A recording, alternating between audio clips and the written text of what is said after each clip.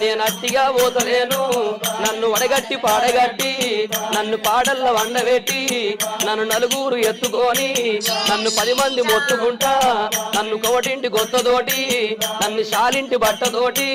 ఇయ్య మాదిగింటి దప్పుతోటి నన్ను దాయాన దప్పులతోటి నన్ను సొన్నాయి సప్పులతోటి నన్నల్ల ఎత్తుకొని